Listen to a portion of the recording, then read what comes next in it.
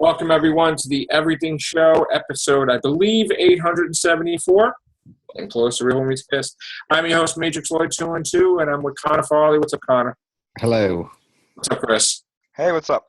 I do apologize for spending 3.5 hours talking about Avatar, but being that I got into such a depressing mood from Avatar, I decided to make this Everything Show about shitty movies that traumatized me. Wow. Or shitty sequels that just made me want to vomit.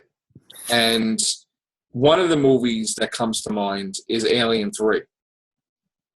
And you guys all seen Alien 3, I assume? No. No? No. Okay, well, I'll make you throw up. So let me explain something to you.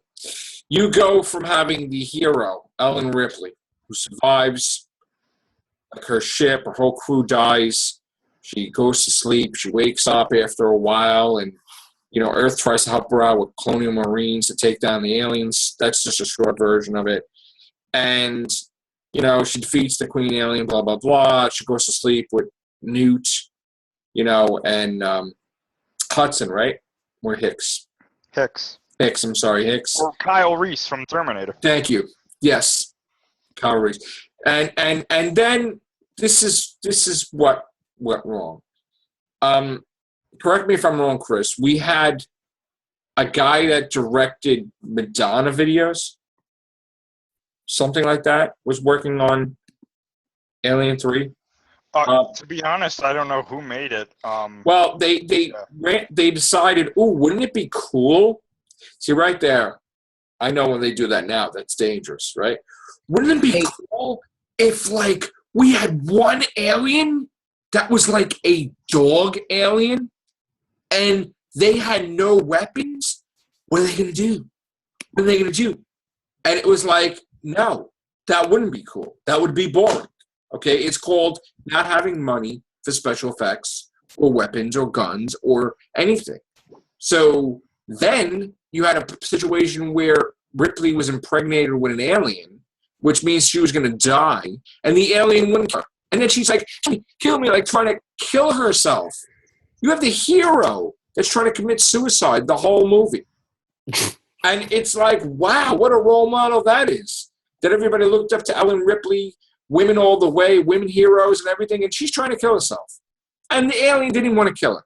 And it was like Charles Dance was in it. And it's like, people don't even see that because, the movie sucks so bad. So, and she winds up killing herself at the end of the movie. It was horrible. It was horrendous. And it just ruined everything. The Alien franchise spiraled out of control. And they tried to fix it, and it was so screwed up, and they couldn't fix it. And it still wasn't fixed until now they're trying to fix it. I mean, would you agree, Chris? Actually, no, I don't. Okay.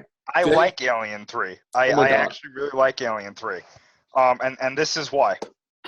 You left out the reason why the alien didn't want to kill her in the movie. Because she was impregnated with the alien queen.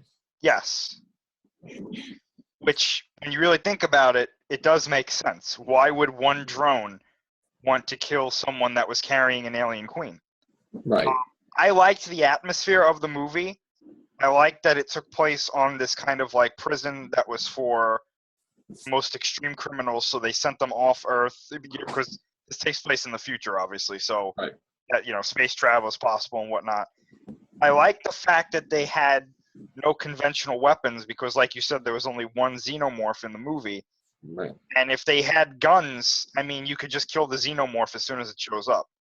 So it's like, and why would you give criminals weapons? You know what I'm saying? It doesn't right. make sense. There's no warden. I mean, she shaved her head. The one thing I will say that I really didn't like about Alien 3, and it does knock it down a few points for me. The beginning. The fact that they killed Newt and Kyle Reese at the beginning of the movie. Yeah. Off screen. Right. That pissed me off because I was like, then what the hell was the point of their characters? And correct me if I'm wrong, but didn't it piss off James Cameron as well? I don't know, but if it did, rightfully so. Right. Now, as for the xenomorph infecting a dog, I did like that aspect because it highlighted the xenomorph's ability to take the traits of whatever it infects and have it in its, when it's born and whatnot. I thought it looked cool the way that this xenomorph was like on all fours and how fast it was. That was something that they made very apparent, was that it was much faster than other xenomorphs that like in Alien and Aliens.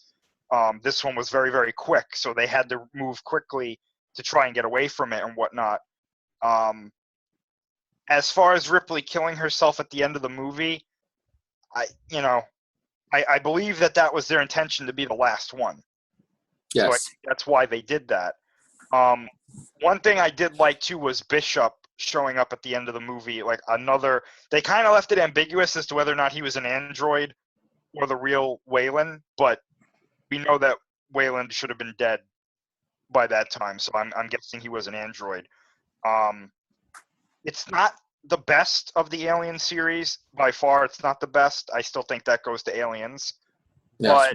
But I like this a whole lot more than Alien Resurrection. Alien Resurrection to me gives me a friggin' headache. Well, okay. This is where we differ.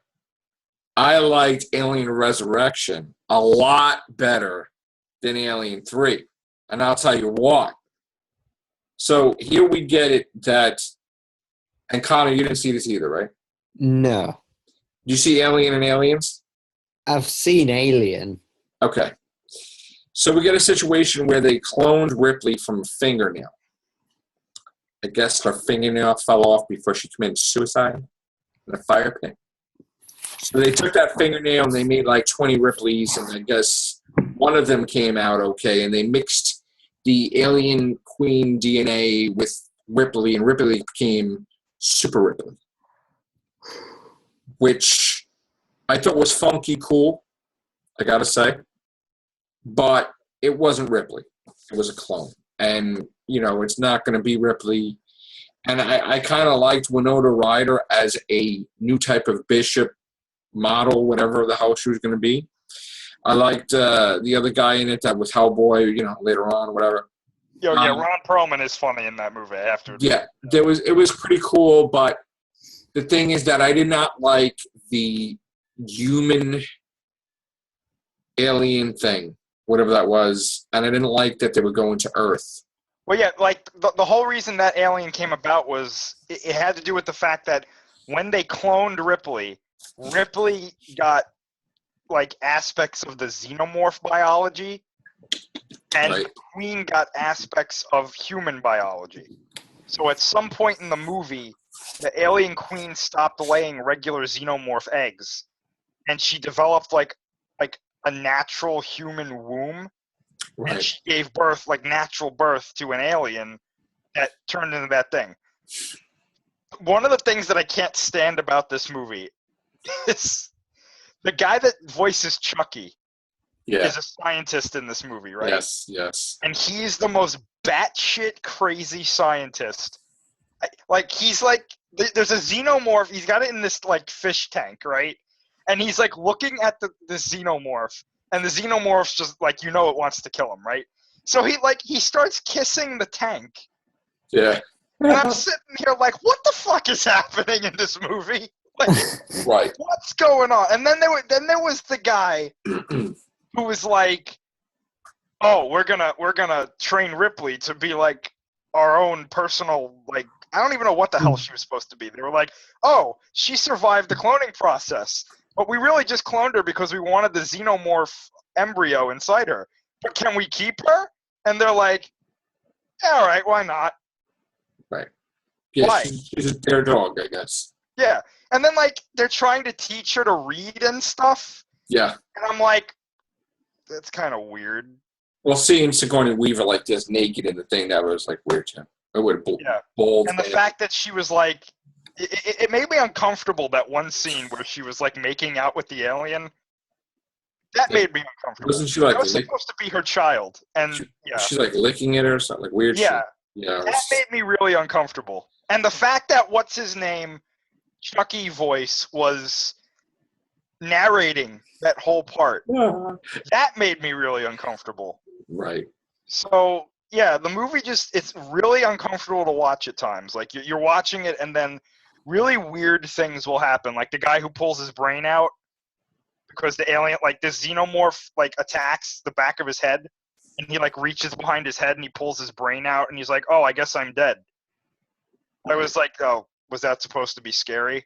Right. And the fact that Joss Whedon made this movie, I was like, Yeah. "Yeah, that's great." But yeah, I can't stand Alien He'll Resurrection. get promoted and do Avengers movies then. I think somebody strong-armed him into doing that movie personally, and he was just like, you know what? I'm just gonna make this really crazy just because.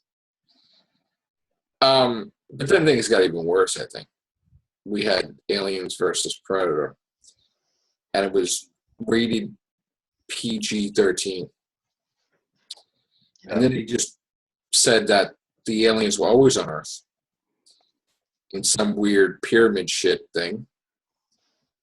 And the Predators were always on Earth too. And then they sped up the alien process, I guess, for the movie. Yeah, but the thing about those movies is that they're not supposed to be canon.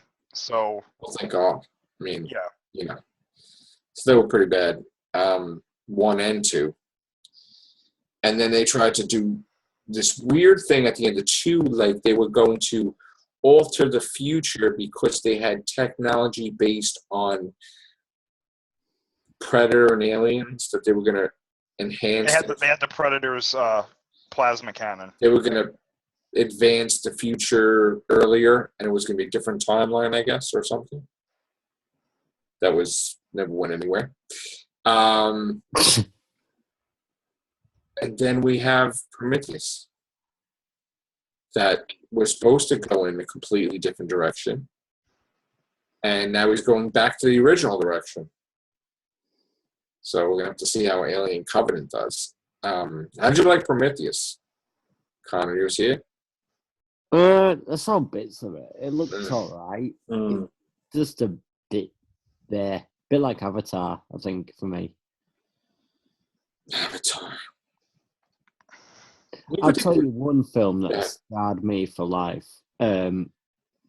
Last year, I think it was before or after Force Awakens, I rewatched Revenge of the Sith.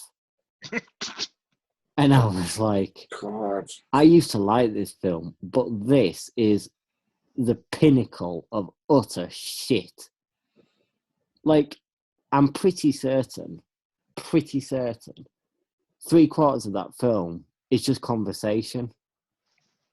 There's no action, and it's supposed to be this big dark film where you're seeing Anakin like really go to the dark side, and he's supposed to be killing everyone. It's supposed to be this big terrifying thing that turns into Darth Vader, and you end up just half of it being conversation, and it's just so unsatisfying.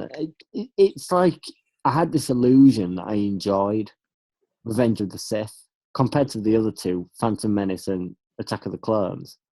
But looking back, they're as bad as they are. It just really ruined my illusion of the Star Wars prequels. At least having one decent. I mean, from my perspective, seeing like the first movie was like Godzilla and then Star Wars. So it was like I seen it when I was a kid, and then like had the action figures of Darth Vader, all this is cool, whatever. And then when they have the prequels, they make it that he kills children. It's like, wow. Oh, wow. It's like you see him as you just shut the doors, little kids. And then Yoda was watching the tape, right? Yeah, I'm screaming. And I'm like, oh my God. They want you to buy his action figure. I felt like my entire illusion of Star Wars just crumbled with that one rewatch.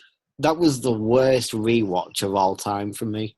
It really just ruined it. Did he have commercials like, do you want to be like Obi-Wan or do you want to be like Anakin? No. You don't want to kill kids. Like, it's like, what? I just can't. It's so boring. It really is more boring than I ever imagined it. Jar Jar Binks killed me. Literally, I was just like, Yeah, and like Jar Jar being. I mean, when I was little, I watched like Gilligan's Island. And I saw the thing where the Gilligan saved this girl, and he's like, oh, that's part of my culture. I gotta be your servant and crap. And I know he watched Gilligan's Island too, but like Jar Jar, like being their servant and helping. I mean, I was, oh, what? Battle Droids sucked. It was just the best thing of Phantom Menace was Darth Maul. Yeah, the best thing. It made Ben Kenobi look a million times better than he ever did. It's weird because the best thing about Phantom Menace is Maul. The best thing about Attack of the Clones is Dooku. The best thing about episode. Well, I wouldn't even go there with Attack of the Clones. Is my worst. Well, Attack of the Clones is just the worst, one of the worst films of all time. I think that's the worst because It really is. I will not rewatch it. I mean that is like how that guy defeated like Obi-Wan and Anakin like with ease, and it's just like, you know, yeah, it's like I was like, come on, and then I mean, Yoda yeah, had to come in and take care of business. It was like, I mean, Christopher Lee. I love Christopher Lee, but he was like how old? So he couldn't really fight at age 77 or whatever. I mean, that's like, I know they you know, they gave him that out of respect to Dracula and stuff. But. Well, he didn't. I mean, he obviously didn't do the fight scenes. They had somebody. Right, I know They had that, a but it professional was step in to do it. My problem with like Connor said, I totally agree with you, Connor. When I saw episode 3 and I imagined what was it that pushed Anakin to the dark side, that wasn't it. yeah, not for me either. That scene with him and Windu and Palpatine to this day, it still bothers me because I'm like, this is what happened. Well, here's the thing. I didn't think it was because of Padme that his wife that he freaking became evil. Like, I didn't think that at all. But like, I did think that was a great scene with the Emperor. Like, you know, no, you will die. And like, you know, it's like shoots Mace Windu out the window. I mean, that was great. But one thing I will say about Revenge of the Sith is that it gives me, there are odd moments that give me chills. The bit where they execute Order 66, for example, and the bit where you see Anakin and all the stormtroopers, all the clones marching up towards the Jedi Temple. They're the two bits that give me chills, and they're the only two good bits of the film, I think. I like the fight is crap. I like Yoda fighting Emperor. I did. I mean, I was like, oh, this is the coolest thing. That lightsaber duel is good, but the one with Obi-Wan and Anakin, to me, you know what it felt like? It felt like they said we have to make this the most over-the-top, overblown lightsaber duel ever. When really, I think honestly, it would have been better if you would have had it in like a closed-off kind of area. You can have it on Mustafar, but have it in like a closed-off kind of area, you know, that's big enough for them to move around in, and focus on the emotion between Obi-Wan and Anakin. Like, this fight is really hurting Obi-Wan because he's fighting someone he almost looked like someone he looked down to as a son, and then have Anakin just like show that he just doesn't care, that he's really trying to kill Obi-Wan. Like, lightsaber duels are supposed to be more about emotion than just like, oh, we're hitting swords together, you know? Like, I don't understand why it had to be, now we're fighting on a trapeze with lava everywhere, and now we're floating on droids with lava, and now the lava is raining down upon us. It's like, okay, we get it. Anakin's supposed to get burned, but isn't this a little heavy-handed? I mean, I think it was kind of forced. The thing about that fight is that entire complex on Mustafar just seemed to conveniently start to collapse when the lightsaber fight took place. It was forced drama. It really was terrible. I completely agree with what Chris said. Yeah. And it went on for like an hour. Yeah, it was really long. But I thought that the dialogue was horrible. Yeah. With Darth, like, Sidious and Anakin, like, it was pathetic. Like, the dialogue, Darth Vader. It's like, shut up. I was like, just shut up. Like, what do you say? And that weird good, you know, it's... I'm like saying to myself, like, good. But I'm saying to myself, he's not Darth Vader unless he has the damn thing on. Like, that's not, I didn't believe he was Darth Vader before the damn thing, But I was like, what? I'll tell you what, we are actually in a lucky position because if you think about it, we could possibly, come Saturday, because I know that we'll probably have all seen it by Saturday. Yeah, definitely. We could have a definitive Star Wars prequel that is good. Yeah. Yeah, true. Yeah. God. And then it was on the other day, remember I was telling you? And I'm watching that scene, and Yoda's like, Obi-Wan, I have an assignment for you, yes? And he's like talking to him, and he's like telling him, he's like, Master Qui-Gon has returned from the underworld, and teach you I will to talk to him. And I'm like, what do you mean he's returned from the underworld? What do you mean? Netherworld. Do you mean he's alive again? I mean, like, what are you talking about, Yoda? And it's like, you gotta stupid things. They do explore that in Clone Wars. I have to give Clone Wars a lot of credit because they do attempt to try and fill in, I don't want to call them plot holes, but kind of like the inconsistencies in the prequels. Like they try to fill in those things that people are like, what? Like, what do you mean? And then like in the show, they say, no, this is what we mean. And it helps because, there's a whole arc where Yoda is talking to Qui-Gon about how to do this. Right. But I mean, it doesn't save the prequels at all. I actually thought that George Lucas threw that thing in there with Yoda sending out a distress signal to make like more prequels, and I'm like, oh no! What distress signal? Well, like Yoda's like, don't come back, like stay. Oh, Obi-Wan did that. Yeah. Oh, Obi-Wan, whatever. It was like they bring that up. They bring that up in Rebels. There's one where they actually hear that distress call, and you hear what Obi-Wan tells them, and that's how they knew not to go back to the temple. Well, that's because it was to override what Sidious said, because he was trying to lure them all into the trap, wasn't he? Yeah. To get massacred. So. Yeah. That was just. I've said this before too on casts like this. The one thing that always boggled my mind was making Darth Vader like a messiah. Yeah, I hated that. I never got that. It just doesn't ring a bell with me. Like, why would you, like, I know he's a very popular character, arguably the most popular character in Star Wars, but yeah, like, that doesn't mean that you have to make him more special than he already is. It's not like he was always meant to be there. Because I remember watching 4, 5, and 6, and I was like, they never mention a prophecy in here. Yeah. So what were they talking about in 1, 2, and 3? Right. Specifically 1, to be honest. I remember when I went to the movies to see that, and when they said that he didn't have a father, and they did the whole Messiah thing.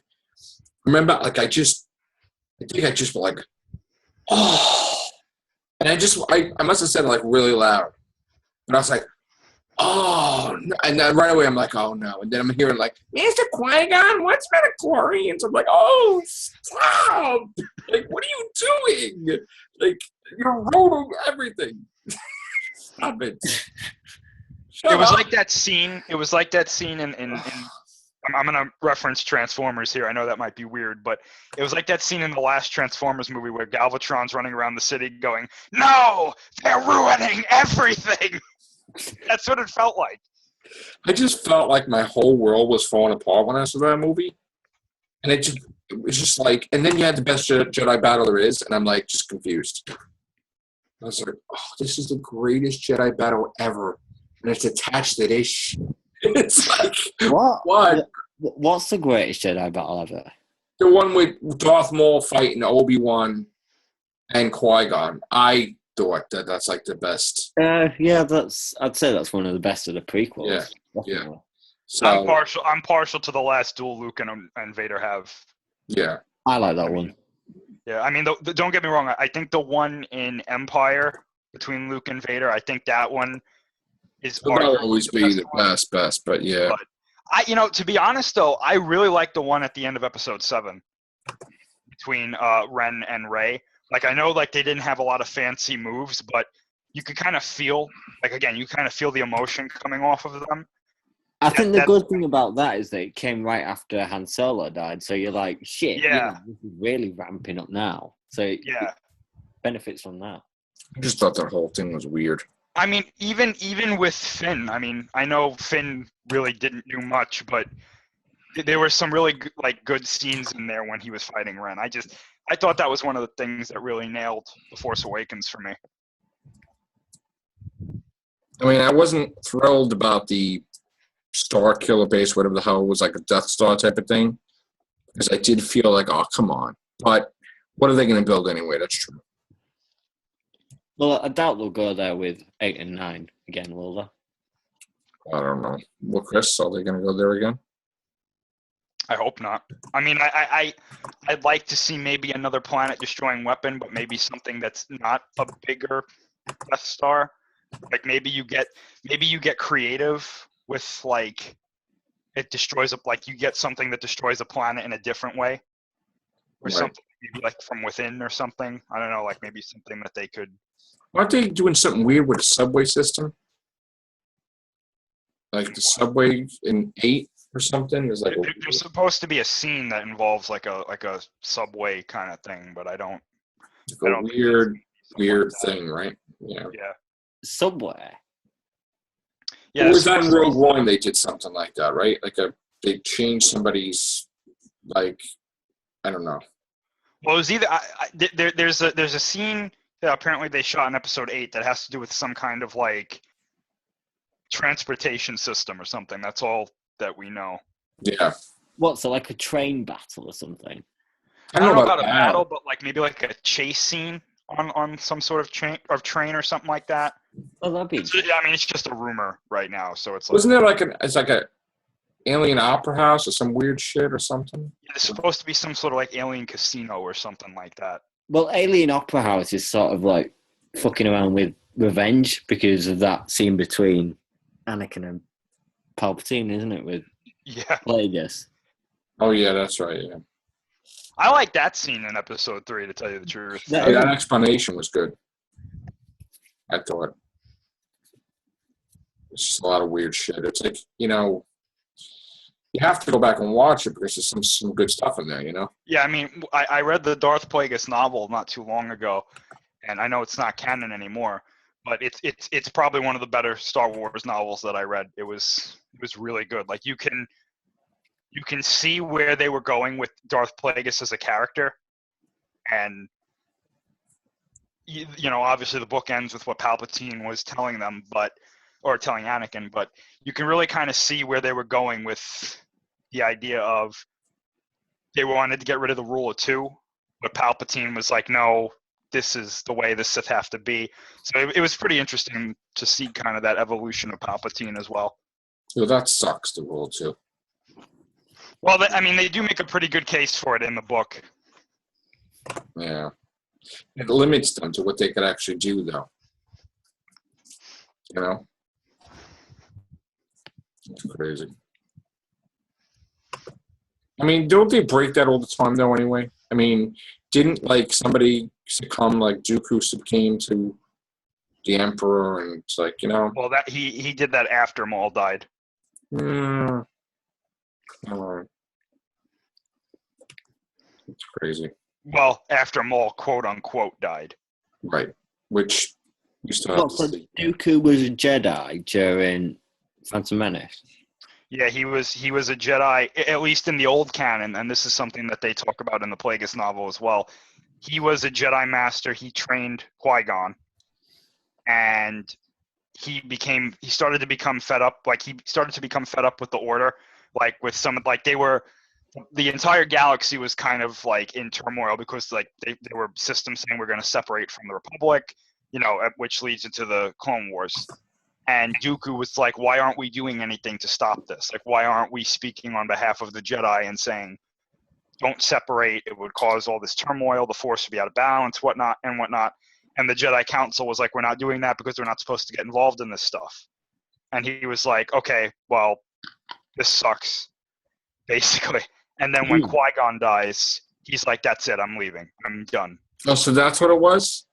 In the book, yeah, because there was a bunch of Jedi being killed along with this, and that was another reason. And he was like, I think this is connected to the Separatists, and we have to get away from this." And then when Qui-Gon was killed, that's what pushed him over the edge. He was like, "That's it. I'm done. I'm going back to my home planet. I'm reclaiming my title as Count, and that's it." So he had the title Count before.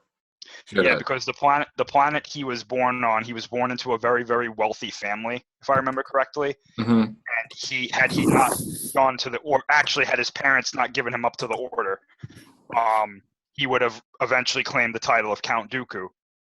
And then he would have been basically like the ruler of that planet or one of the elites of the planet. But since his parents gave him to the Jedi Order, as they did in that canon, I don't know if that kind of thing is still canon, but he became a Jedi Master. He was on the Council. He trained Qui-Gon, and I believe he trained Sifo Dyas, who's mentioned in Episode 2. Okay. And that whole thing with the clone army eventually takes place, and then Dooku eventually meets Palpatine.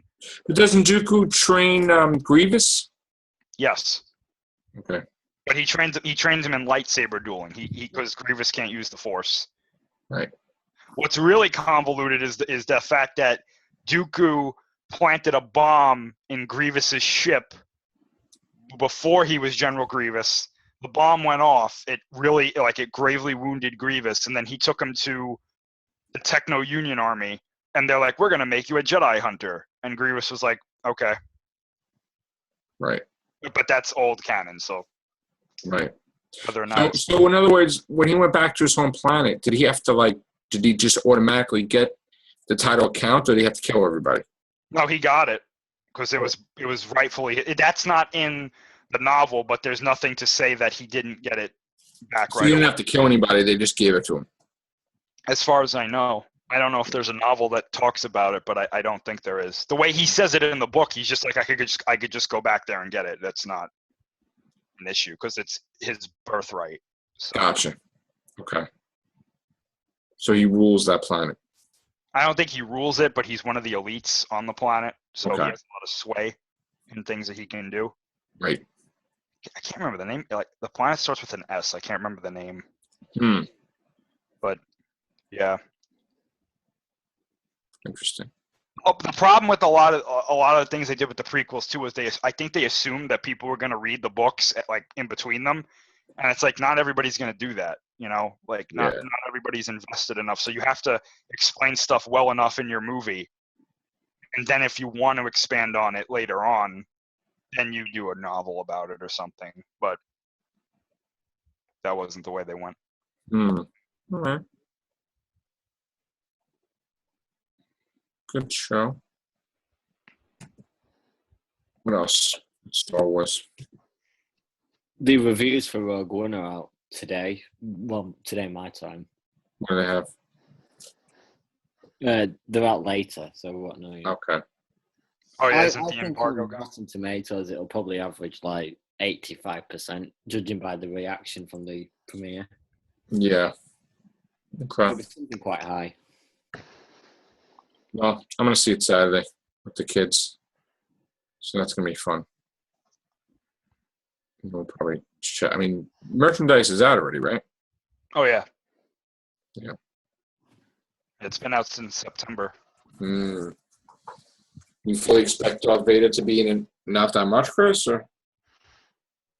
Well, from what I'm hearing from these reviews with no spoilers, they're saying that he's apparently pretty scary in this movie. So Okay. I don't think he can be scary if he's just in it for a couple of minutes. But All right. I heard an ending to the film. Someone either tweeted it out or it was on a Reddit thing. I don't know if it's true or not. I think it's fake, but it did sort of reading it. It did come across that Vader was far more terrifying and brutal than he was in the other films. Well, maybe he held back because he knew that Luke was his kid. Well, he did in 5, Yeah. and technically 6 as 6. well. So we'll expect to see Darth Vader running and leaping and chopping people up. I don't think he has to. I think we'll see him. You think we'll see that, Chris? No, I don't think he has to. Oh, okay. Because he's not fighting other Jedi. I mean, like, So he's just going to be like, you know, like. I think one thing he'll definitely do is kill Krennic. yeah. Okay. I would love to see Krennic like get in his face and be like, "This is your fault. If you would have helped, this never would have happened." And then Vader's just like, "All right." Snap. I've always liked Tarkin more than you anyway. Yeah. Do you think Tarkin and Leia will be in it? Tarkin's in it, isn't he? Yeah, I think Tarkin's definitely. I think they showed him in actually one of the commercials, Yeah. which was something I got mad about because I was like, "Why did you do that? Like, Yeah. don't show him there. Let it be a surprise." Yeah. Leia, I think she might be. It would make sense for her to be in it for like a minute or two towards the end. Don't they have her daughter playing her or something? Like a real life daughter playing her or something? Or I know she said she wanted to, but I don't know. I mean, are they going to reuse? They can't reuse footage from. They can. They have all I mean, these can they? CGI. Like technology is ridiculous these days. They can probably put her face onto someone else and make. Are they going to redo that scene with Leia? No, They might do. I don't think they're going to do that. That might be the end because it ties in. All right, guys. Thanks a lot. Take care. Bye for now.